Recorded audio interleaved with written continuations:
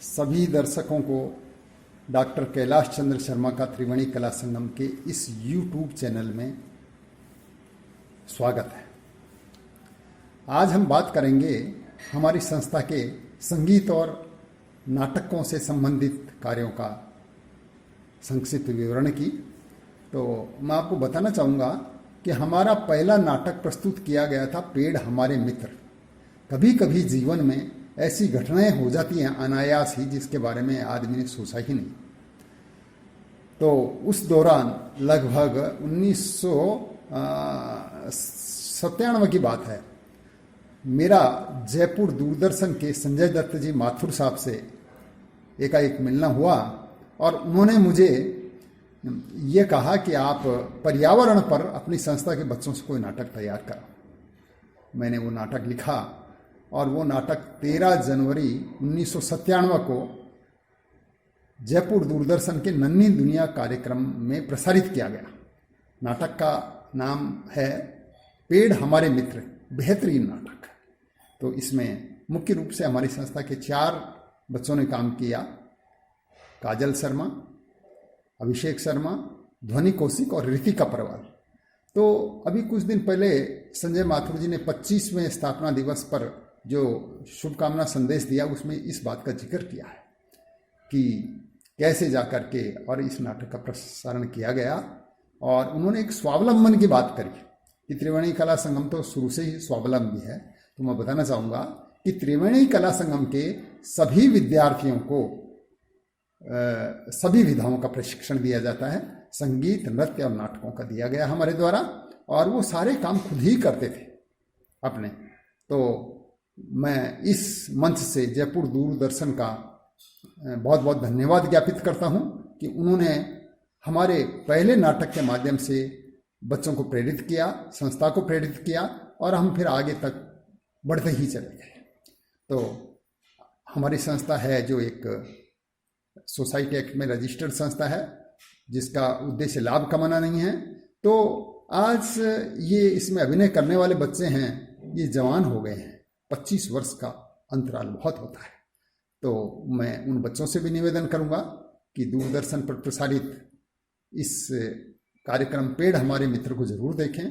और बहुत से बच्चे आज हमसे जुड़ नहीं रहे हैं या जुड़े नहीं हैं, तो मेरा निवेदन है कि उन बच्चों से भी आप अनुरोध करें कि वो संस्था से संपर्क करें और इस नाटक को जरूर देखें।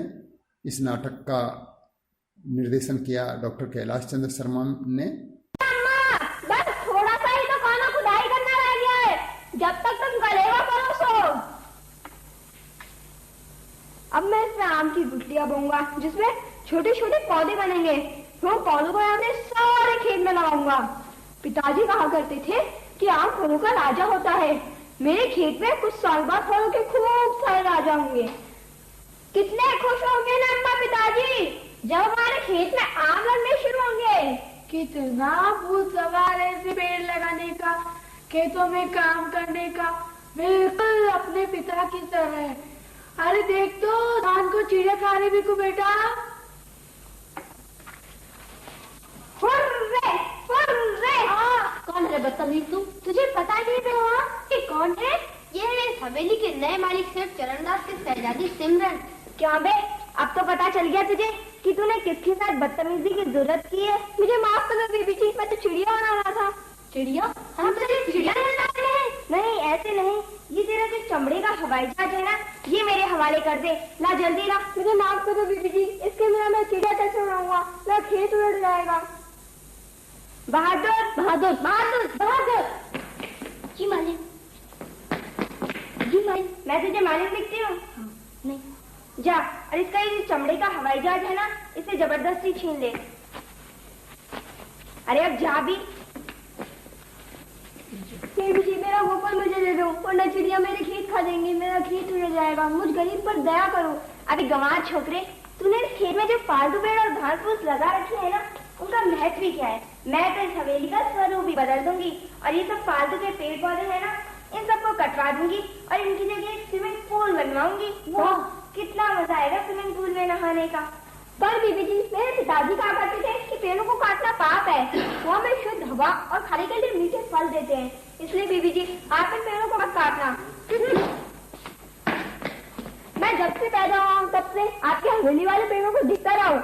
मेरे पिताजी हैं आपके बगीचे में पेड़ लगाए थे, इनमें मेरी और मेरी बूढ़ी माँ आत्मा बसती है। अरे तुम दोनों की आत्मा हमारी हवेली के पेड़ों पर बसती है। तुम गंवार हो, इन्हीं बेकार के विचारों के कारण दरिद्रता में दम तोड़ दोगे। जब तुम मर जाओगे तो जरूर ही हमारी हवेली के पेड़ों पर भूत बनकर रहोगे। अब तो मुझे पेड़ कटवाने ही पड़ेंगे। चलो री, सुबह सुबह किन भूतों से पाला पड़ गया। बहादुर। अपनी बेवकूफी के कारण सिमरन गुस्से में आकर हवेली के सारे पेड़ पौधे कटवा देती है और वहाँ पर एक स्विमिंग पूल बनवा देती है।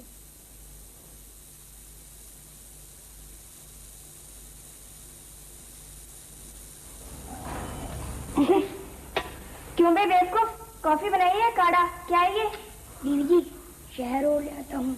अबे शहर से तो पीछे छुड़ाकर यहाँ तक आया है और तू कह रहा है कि शहर और ले आता हूँ। दीदी जी शहर नहीं, शहर ले आता हूँ। अरे सिम्मू ये शक्कर की कह रहा है। हाँ जा मेरे तोते, उड़कर जा और शक्कर नहीं शहर ही ले आ। देखो तो कितना अच्छा दालान निकल आया। हवेली के कंपाउंड में एक भी पेड़ पौधा नहीं छोड़ा है। अरे वाह क्या खूबसूरत पुल बना है। अच्छा ही हुआ जो पेड़ पौधे कटवा दिए, नहीं तो पुल का पानी पेड़ों के पत्ते गिरने से खराब हो जाता। और सिम्मू एक कोई जाहिल गाल लड़का था जो पेड़ों की तरफदारी कर रहा था। कितना ढीठ निकला वो गाल। उस दिन जब मैं पेड़ों को कटवा रही थी तो उस बुढ़िया को लेकर हवेली में घुस आया और मेरे पैरों से लिपट कर कहने लगा, बीबी जी इन पेड़ों पर दया करो, ये हमें फल देते हैं, ताजी हवा देते हैं और इनको देखने से आंखों की ज्योति बढ़ती है। अच्छा फिर तुमने क्या किया? अरे करना क्या था री, उससे कहा भैया अपना ज्ञान अपने पास संभाल कर रखो, अपनी और उस बुढ़िया की सेहत बनाने के काम में लेना। और फिर सिम्मू ने पीछे से धक्के मरवाकर उसे बाहर निकलवा दिया। बहुत अच्छा किया सिम्मू तूने, इन छोटे लोगों को मुंह लगाना अच्छा नहीं होता। अरे बहादुर। जी मालिन। जा तो पर जाकर क्या पूरी बात सुना दे, जनरेटर चला दे। अरे अब कितनी सुविधा हो गई। पैसा कमाने के लिए भीखू अपने बागों के फलों को बेचा करता था। मैं जल्दी ठीक हो जाऊंगी। ये लो, ये अमरूद अम्मा खिला देना। अच्छा कितना अच्छा लगा, भगवान इसका भला करे। हाँ ले लो हाँ। मीठे मीठे फल, मीठे मीठे फल। तुम चलो अम्मा मैं आती हूँ। अरे भीखू आया। बोलो क्या दूँ? थोड़े सेब दे दे। कितने दूँ? आधा किलो।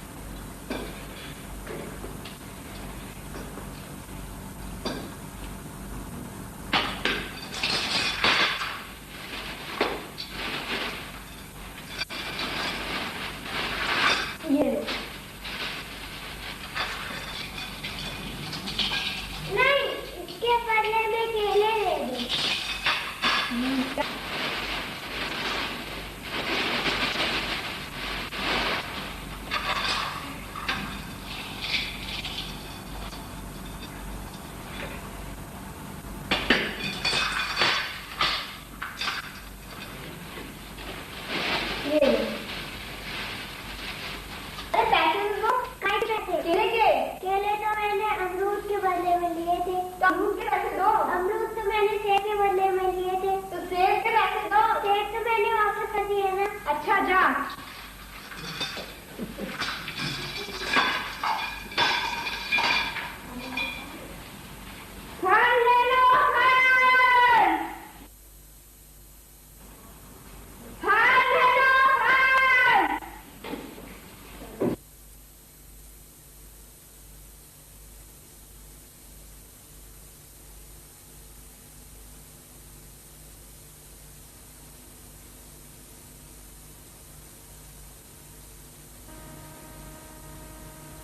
लाएगा या आकर?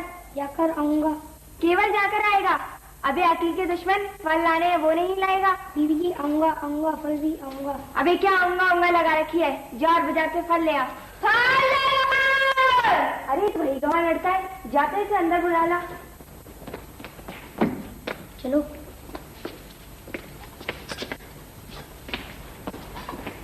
बीबी जी फल दूध बड़े और मीठे ताजा फल है बीबी जी।